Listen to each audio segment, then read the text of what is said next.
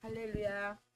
네, 오늘도 아름다운 교회 주일 예배 오신 여러분을 주님의 이름으로 사랑하고 축복합니다. 네, 우리 문화에서 그 가장 큰 기독교 절기는 크리스마스일 것입니다. 크리스마스는 신자들에게도 그 특별한 의미를 가지고 있는 날이지만 동시에 비신자들에게도 함께 즐기는 절기가 되었습니다. 물론 우리 입장에서는 성탄의 그 덕목을 함께 나눈다는 그 의미에서 매우 기쁜 일이기도 합니다. 그러다 보니까 크리스마스, 성탄절을 보내는 방식도 많이 달라지고 있습니다. 신자의 경우는 비신자들과 함께 그 절기를 지키다 보니까 성탄절의 그 참된 의미가 갈수록 희미해져 가고 있는 것 같아서 신경이 많이 쓰이지요. 반면 비신자들은 성탄의 그 본 뜻이 자꾸만 그 불청객처럼 끼어드는 일이 마뜩지 않습니다. 아이들이 그 전통적인 크리스마스 캐럴을 따라 부르면서 질문을 하기도 하지요. 엄마, 저 노래에서 나오는 그 천사 찬송하기를 거룩하신 구주께 영광 돌려 보내세 구주 오늘 나셨네. 이게 무슨 뜻이에요? 신앙이 없는 부모들은 자녀들의 이런 질문에 답하기가 쉽지는 않을 것입니다. 요즘은 성탄의 의미를 깨닫고 누리는 복이 교회 내에서조차 사라져가고 있는 혼란스러운 시대입니다. 진정한 성탄의 의미를 깊이 깨닫고 느끼며 되새기는 축복이 있기를 바라는 마음이 간절합니다. 여러분은 크리스마스, 성탄절 하면 가장 먼저 떠오르는 것이 무엇입니까?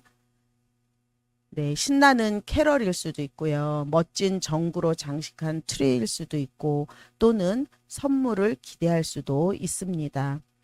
저도 며칠 전에 그 작은 트리를 하나 만들었는데요. 꼬마 전구로 마지막을 이렇게 장식하면서 점등을 했습니다. 반짝반짝 빛나는 것이 너무 아름답고 집안 분위기까지 환해졌습니다. 또 어제 제가 이렇게 시내에 나가서 보니까 큰 트리들이 반짝반짝 빛나는 그 화려한 불빛들이 너무나도 아름다웠습니다. 그 멀리서 바라보면 마치 온 세상이 무수히 많은 그 잔별들 속에 이렇게 둘러싸여 있는 것 같았습니다. 크리스마스 시즌이 왔음을 제일 먼저 알리는 신호는 바로 불빛의 등장일 것입니다. 이렇게 환하게 불빛을 밝히는 데는 이유가 있는데요.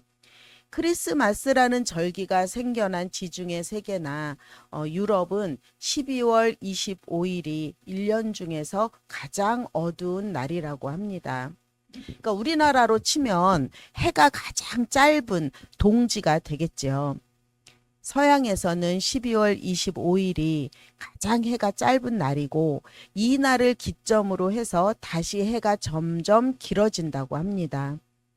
우리가 성탄절에 불빛으로 장식을 하는 것은 단순히 장식 차원을 넘어 중요한 상징의 역할이 있습니다. 우리가 그 어두운 실내에서 무언가를 하려고 하면 불부터 켜야 합니다. 그렇지 않으면 보이지 않아서 아무것도 할 수 없습니다. 이사야서 9장 2절은 빛에 대해서 이렇게 이야기합니다. 새 번역입니다. 어둠 속에서 헤매던 백성이 큰 빛을 보았고 죽음의 그림자가 드리운 땅에 사는 사람들에게 빛이 비쳤다. 또 마태복음 4장 16절에서는 흑암에 앉은 백성이 큰 빛을 보았고 사망의 땅과 그늘에 앉은 자들에게 빛이 비추었도다. 요한복음 1장 9절에서 10절도 이렇게 이야기합니다. 참 빛, 곧 세상에 와서 각 사람에게 비추는 빛이 있었나니 그가 세상에 계셨으면 세상은 그로 말미암아 지은 바 되었으되 세상이 그를 알지 못하였고. 그러니까 예수님이 오신 것을 어두운 세상에 빛이 비친 사건으로 소개하고 있습니다. 성경에서 그 세상이 어둡다라고 하는 말은 악과 무지 이 두 가지를 이야기합니다.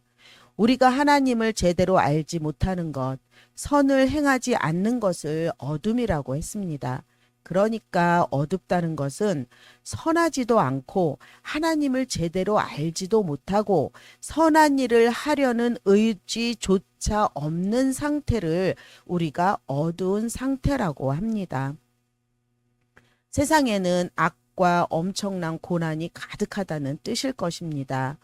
실제로 예수님이 태어나실 때쯤 이스라엘에는 무슨 일이 벌어졌는지를 보십시오. 음란과 폭력과 불의, 권력 남용, 나라를 잃은 한없는 슬픔이 있었습니다.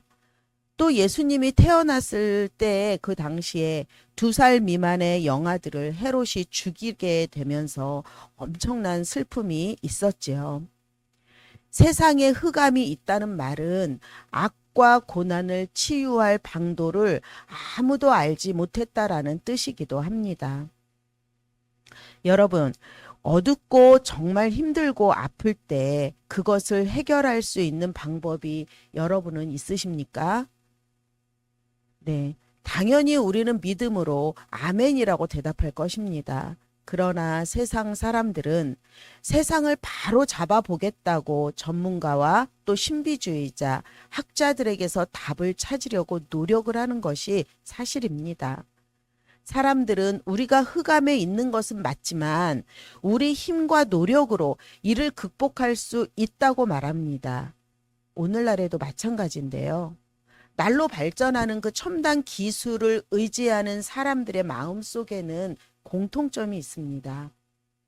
암울한 현실을 우리의 지능과 혁신으로 타개할 수 있다라는 믿음입니다. 물론 첨단 기술의 발달로 삶의 질이 높아진 것은 사실입니다. 우리가 전철이나 길을 가면서 이렇게 TV를 보는 것은 예전에는 상상도 할 수 없던 일이지요. 그리고 기업에서는 요즘에 면접도 AI로 봅니다. 10,000명의 지원자를 하루에 AI가 면접을 봤다는 얘기를 들었습니다. 그러나 분명한 것은 기술의 발전과 우리의 삶의 질적인 성장이 반드시 우리의 행복을 보장해 주지는 않습니다. 체코의 초대 대통령 하벨은 인류가 추구하는 행복한 삶은 자기 힘과 애씀으로 스스로 구원에 이를 수 없다. 하나님께로 돌아서서 그분을 구해야만 한다고 말했습니다. 인간의 시스템 자체가 우리의 안식처는 될 수 없다. 그것으로 우리의 행복한 삶을 만들어낼 수 없다는 것입니다. 덧붙여서 자신이 신이 아님을 인류가 늘 망각한다는 실상을 짚어 주었습니다. 성경은 우리가 사는 세상은 어둡다. 우리가 사는 세상은 슬프고 아프다라고 말합니다. 내가 살아가고 있는 하루하루가 아프고 슬픈 것은 당연한 이야기입니다. 인류는 세상을 구원할 수 없기 때문입니다. 크리스마스의 의미는 결국 사랑이니 우리가 세상을 연합시키고 우리가 세상의 평화를 이룰 수 있다. 다시 말해서 빛은 우리 안에 있으며 따라서 세상의 어둠을 몰아낼 수 있는 주체도 우리라는 것입니다. 빈곤과 불의와 폭력과 악을 우리가 거뜬히 몰아낼 수 있다는 것입니다. 그러나 사람들이 아무리 수고하고 헌신하고 비범한 재능으로 어떤 결과물을 내어 놓더라도 결과는 암울한 어둠밖에 없습니다. 자기 힘과 노력으로 자신을 구원할 수 있다는 믿음이 오히려 어둠을 더 악화시켰을 뿐입니다. 그러니까 성탄절, 크리스마스는 힘을 내 다 함께 힘을 합치면 세상을 더 나은 곳으로 만들 수 있어 라고 말하지 않습니다. 어둠의 세상 가운데 우리의 힘으로는 도저히 만들 수 없는 외부에서 빛이 비쳤습니다. 그 빛이 세상의 어둠을 밝힐 수 있는 유일한 방법이라는 것을 우리에게 알려주는 것이 바로 성탄절입니다. 우리의 힘으로는 치유나 구원을 이룰 수 없지만 그럼에도 불구하고 빛이 비추면 희망이 있다는 것을 알려줍니다. 그 빛이 바로 예수님이십니다. 어둠 가운데 빛으로 오신 예수님은 세상의 희망을 우리에게 선물로 주셨습니다. 자기 목숨까지 내어 주셨습니다. 예수님은 모든 영광을 버리고 인간으로 오셨습니다.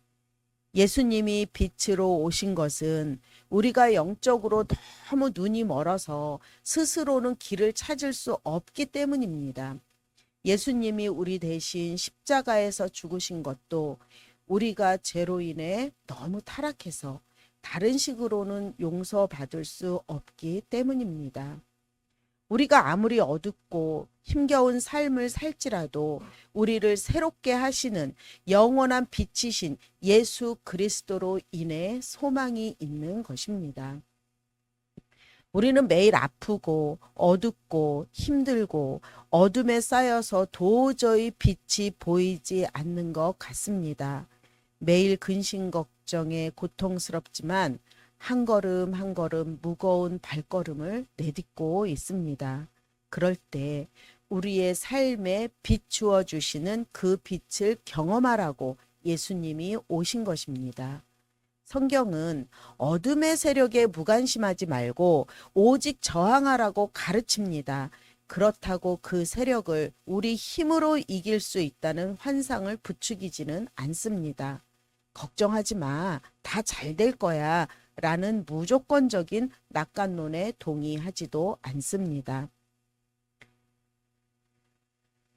그 기독교의 메시지는 우리 스스로는 치유와 구원을 이룰 수 없다. 세상은 심히 어둡지만 그럼에도 불구하고 희망은 있다. 이사야서 9장 2절 좀 전에 읽었는데 다시 한번 제가 읽겠습니다. 사망의 그늘진 땅에 거주하던 자에게 빛이 비치도다. 이것이 성탄절의 메시지입니다.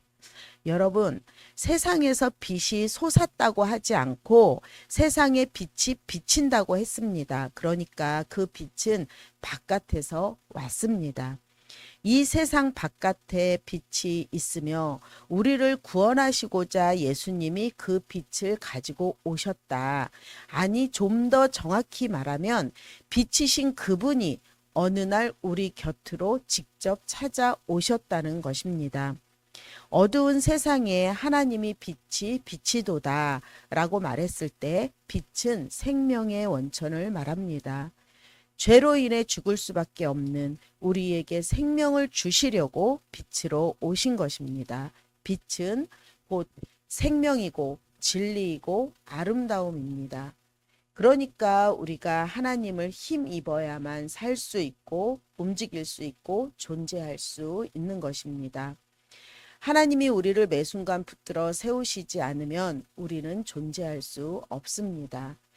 우리는 본래 하나님의 모양과 형상을 따라 창조되었기 때문에 하나님과 바른 관계를 누렸는데 죄로 인해서 그 관계를 잃었습니다. 우리 몸이 결국 죽어가는 것도 그 때문이고 지금 영적으로 죽어가는 것도 마찬가지입니다. 희망이 없는 것 같고 삶의 의미를 잃어가다 보면 만족함이 없고 욕망을 쫓아 살아가게 되는 것입니다. 내 안에 채워지지 않는 깊은 불만족은 정체성의 혼란과 수치까지 겪게 됩니다. 빛은 우리에게 진리를 보여줍니다. 우리가 야간에 그 운전을 하고 갈 때 전조등을 이렇게 끄고 가면 다른 차나 주변이 보이지 않아 충돌하기 쉽습니다. 빛이 없으면 안전 운행에 필요한 정보가 부족해서 길을 잃게 됩니다. 그래서 성경에도 모든 진리의 근원은 하나님이라고 했습니다. 우리의 길을 밝혀주고 인도해 주시기 때문입니다. 요한일서 1장 5절에서 6절 제가 읽겠습니다. 우리가 그에게서 듣고 너희에게 전하는 소식은 이것이니 곧 하나님은 빛이시라. 그에게는 어둠이 조금도 없으시다는 것이니라.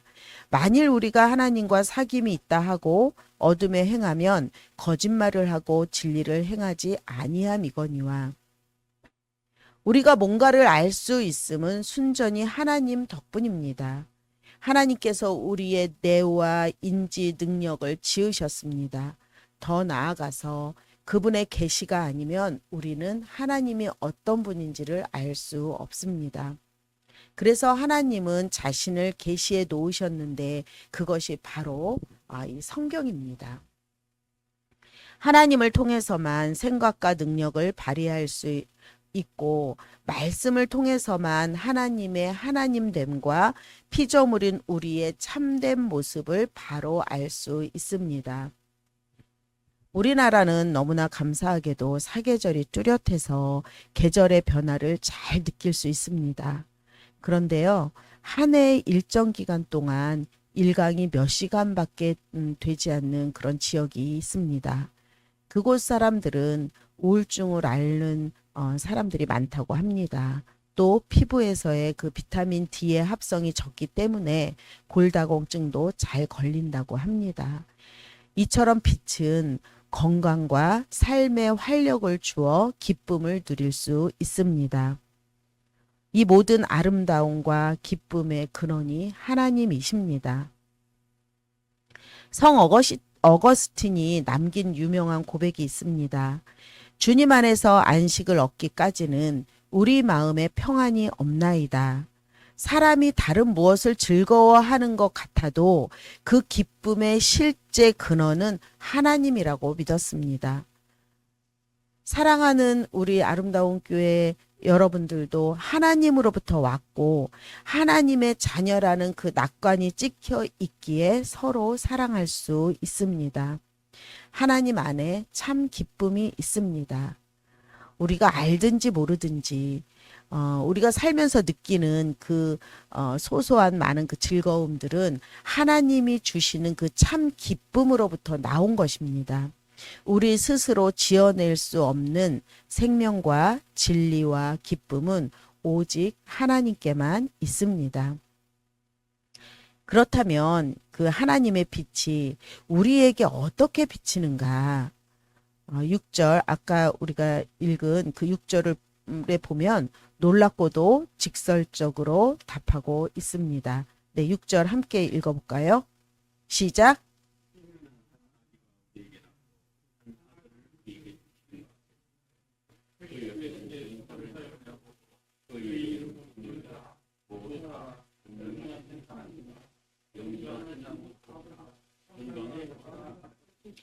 아멘. 빛이 임하는 방식이 아기가 빛을 가지고 온답니다.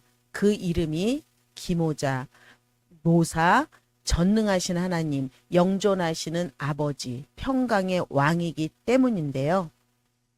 이 아기에게 붙여진 이 5가지 칭호는 놀랍게도 하나님께만 해당되는 말입니다. 그는 전능하신 하나님이요, 영존하시는 창조자 아버지, 인데도 불구하고 아기로 태어나셨습니다. 그러니까 그분은 인간이면서 또한 하나님이십니다.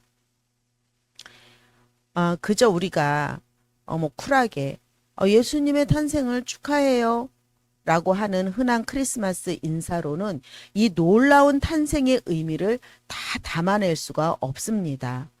놀라서 말을 잃고 바라보며 경의와 사랑과 찬송에 젖는 것이 마땅합니다.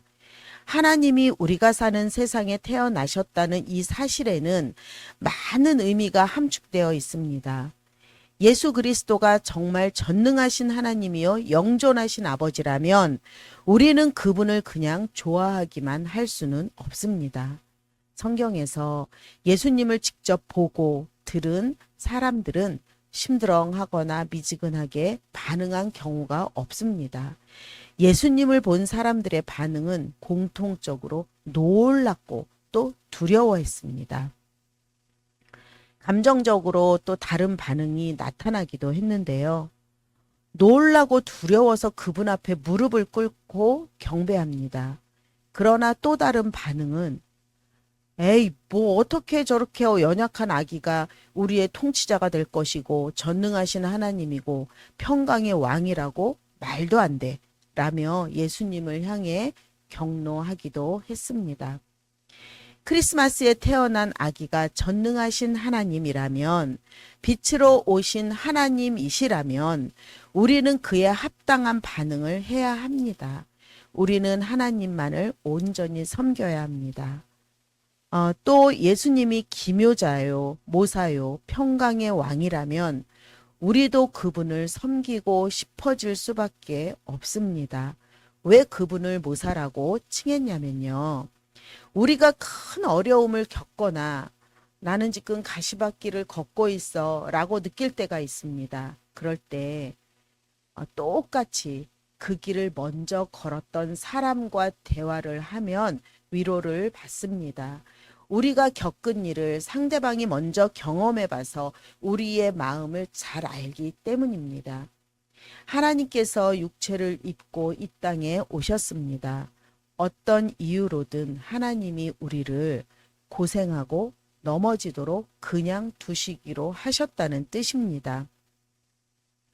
우리를 내려다보시고 고통에서 벗어나거라 하지 않으셨습니다. 이 땅에 친히 오셔서 그분 자신도 정직하고 용감하게 우리와 똑같은 삶을 감수하셨습니다. 우리가 아파하고 슬퍼할 때 하나님께서도 동일하게 아파하시고 넘어지시고 고생하시고 슬퍼하셨습니다. 하나님은 가난한 아기로 태어나서 구유에 눕혀지셨고 고통을 당하셨지만 이 모든 것을 우리를 위해 가치 있게 여기셨습니다. 그분이야말로 우리를 참으로 이해하시고 우리의 경험을 속속들이 아십니다. 우리의 아픔을 동일하게 느끼셨기에 우리를 동일하게 위로해 주실 수 있다는 것입니다. 그러니까 우리가 힘들 때 하나님 앞으로 나아갈 수 있습니다. 십자가 앞으로 나아가서 아프다고 얘기하면 예수님은 그래, 내 마음을 안다 라고 위로해 주십니다. 다른 종교는 이런 주장을 할 수조차 없습니다. 친구들에게 버림받았죠. 억울하게 고문을 당하고 죽는다는 게 무엇인지 예수님은 아십니다. 크리스마스는 우리가 겪은 일을 그분도 아신다는 걸 의미합니다.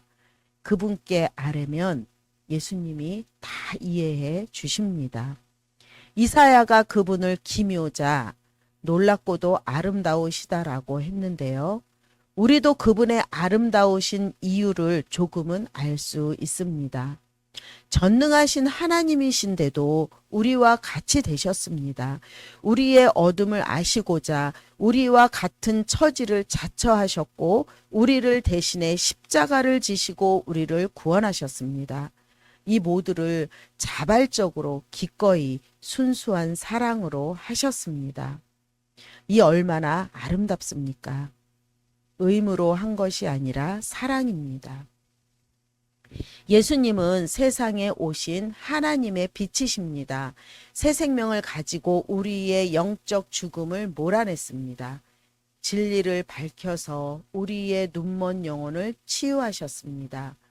우리의 돈과 명예와 권력과 모든 중독을 깨트리는 아름다운 자체이십니다. 기묘자요 모사이신 그분은 다른 누구도 동행할 수 없는 사망의 그늘까지도 우리와 함께 통과하셨습니다. 다른 불빛이 다 꺼질 때도 그분만은 우리를 위한 빛이 되어 주셨습니다.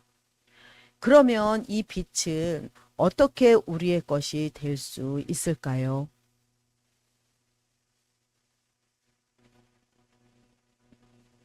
성경을 잘 보면 한 아기가 우리에게 낳고 라고만 하지 않고 한 아들을 우리에게 주신 바 되었는데 라고 했습니다.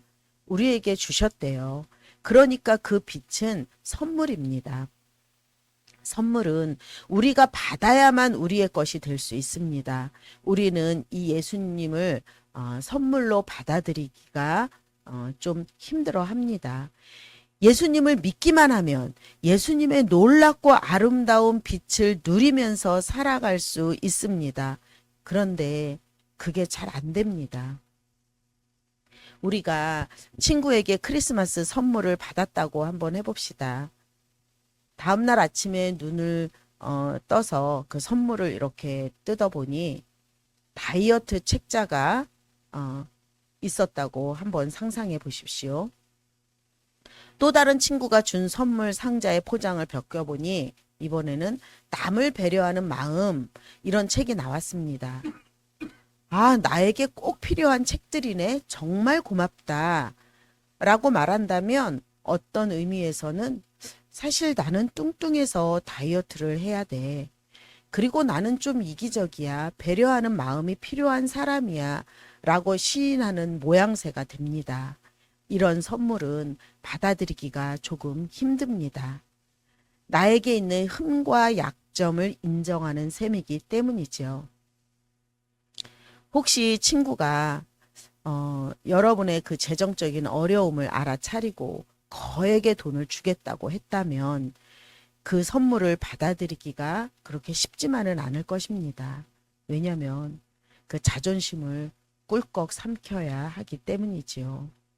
우리는 전능자로 오신 예수님, 빛으로 오신 예수님을 그냥 단지 선물로 받아들이지 못합니다. 그 이유는 그 빛이 우리 삶에 비추어졌을 때 너는 죄인이야. 너는 죽을 수밖에 없는 존재야. 타락하고 부족한 존재야. 라는 것이 적나라하게 드러나기 때문입니다.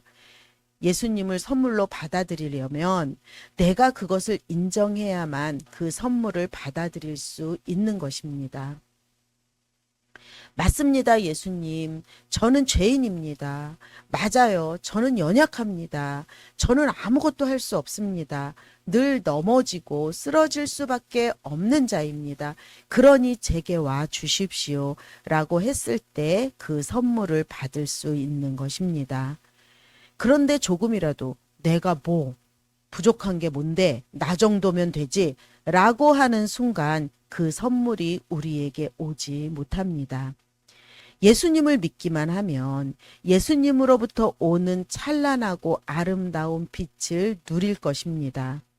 우리의 어둡고 아프고 고통스러운 것들이 빛 가운데 사라져가는 경험을 할 것입니다. 이사야 9장 5절에도 그것이 암시되어 있습니다. 큰 전투를 말하면서 어지러이 싸우는 군인들의 신과 피 묻은 겉옷이 불의 섭같이 살라지리라 라고 했습니다. 이 말은 악을 무찌르고 큰 승리를 거두는데 우리의 힘이 전혀 필요 없다. 그런 것일랑 불사르고 또 녹여서 없애버려라. 누군가 우리를 위해 우리를 대신해 싸울 것이다. 그가 누구입니까? 이사야 53장 5절은 이렇게 말합니다. 그가 찔림은 우리의 허물 때문이요 그가 상함은 우리의 죄악 때문이라. 그가 징계를 받음으로 우리는 평화를 누리고 그가 채찍에 맞음으로 우리는 나음을 받았도다. 아멘. 예수님은 십자가를 지심으로 우리의 죄값을 치르셨습니다. 우리는 우리의 노력을 의지하지 말고 그리스도께서 이루어 주신 일을 신뢰해야 합니다. 그러면 하나님이 우리를 용서하시고 받아주시고 우리 안에 성령을 보내주셔서 속속들이 새롭게 하십니다. 이때 이 구원은 선물로 주어집니다. 그것은 새 생명과 진리와 아름다움을 두루 갖추고 우리에게 번쩍번쩍 빛나는 빛이십니다. 그것을 받으려면 그것이 우리에게 너무나 과분한 은혜임을 인정하는 길밖에 없습니다. 성탄절은 철저히 우리가 잃어버린 바 된 존재라서 내 힘과 노력으로 나를 구원할 수 없습니다. 하나님 아들의 죽음이 아니고서는 그 무엇으로도 구원을 받을 수 없음을 뜻합니다. 우리 스스로 분발해서는 행복하고 도덕적인 삶을 살아갈 수 없습니다. 크리스마스의 진정한 선물을 받으려면 내가 죄인임을 인정해야 합니다. 예수 그리스도께서 내주시는 선물이야말로 우리는 자존심을 완전히 버려야만 받을 수 있습니다. 내키지 않더라도 아주 낮은 데로 내려가야 합니다. 예수님은 밑바닥까지 내려와 우리를 사랑하셨습니다. 이 얼마나 위대한 사랑인지 모릅니다. 우리도 영적으로 거듭나고 예수님의 위대한 그 사랑을 경험하고자 한다면 결국 예수님과 같은 길로 내려가야 합니다. 예수님의 내려가심으로 인해서 위대해지셨고 우리도 회개를 통해서만 그분의 빗속으로 들어갈 수 있습니다. C.S. 루이스는 이렇게 얘기했습니다. 하나님은 내려오신다. 지존하신 절대자의 자리에서 시간과 공간과 인류 속으로 내려오신다. 자신이 창조하신 맨 밑바닥과 해저까지 내려가신다. 하지만 그분의 내려오심은 파멸에 떨어진 온 세상을 이끌고 다시 올라가시기 위해서이다. 이렇게 이야기를 했는데요. 제가 그 취미로 스킨스쿠버를 했습니다. 그러니까 바다 밑까지 15m에서 20m 아래까지 쭉 내려갑니다. 푸르고 따뜻한 그 수면을 지나면 어둡고 차가운 물속으로 쏙 이렇게 내려가는데요. 앞이 보이지 않고 부유물만 둥둥 떠다니는 곳을 계속 내려가다 보면 이렇게 바닥이 보입니다. 그곳에서 제가 잡고 싶었던 그 바다 생물들, 전복이라든지 소라라든지 이런 것들을 이제 손에 쥐고 다시 수면으로 이렇게 올라오게 됩니다. 예수님께서 십자가에 죽으실 때 온 땅에 어둠이 임했습니다. 세상에 비치신 그분이 어둠 속으로 내려가신 것은 우리를 하나님의 아름다운 빛 가운데로 끌어올리기 위해서입니다. 가장 깊고 어두운 세상에 내려오셔서 마치 보물을 찾은 것처럼 우리를 끌어올리시는 예수님이십니다. 크리스마스가 주는 약속을 이해하려면 우선 인정해야 할 것이 있습니다. 우리 삶에 과분한 은혜로 비치는 이 빛이 없이는 스스로를 구원하기는커녕 우리 자신을 제대로 알 수조차 없다는 사실입니다. 우리는 참으로 어려운 시대를 지금 살아가고 있습니다. 젊은 부부들은요, 아이를 낳지 않으려고 합니다. 또 20대 죽음의 그 비율이 51%가 질병이나 사고가 아니고 자살이라고 합니다. 정의와 공의가 사라지고 폭력과 음란과 더러움이 가득한 시대에 우리가 살아가고 있습니다. 사람들은 자신이 원하는 대로 살아가려고 합니다. 사랑하는 여러분, 우리가 진짜 원해야 되는 것은 무엇일까요? 참된 빛이신 예수 그리스도가 없이는 도무지 이 세상에 희망이 보이지 않습니다. 예수 그리스도가 그 빛을 비춰주시지 않으면 우리는 살아갈 수가 없습니다. 아무도 찾아주지 않는 깊은 어둠과 슬픔과 눈물에 놓여 있을지라도 예수님께서 찾아오셔서 우리의 인생을 끄집어 가실 것을 믿으십시오. 주님의 손이 우리를 들어 올릴 것입니다. 우리 스스로는 어둠에서 헤어날 수 없기 때문입니다. 예수님께서 임하셔서 빛을 비추시면 참된 생명과 복음의 빛을 경험할 수 있음을 고백하시는 아름다운 교회 성도님들의 인생 되시기를 간절히 바랍니다. 아멘.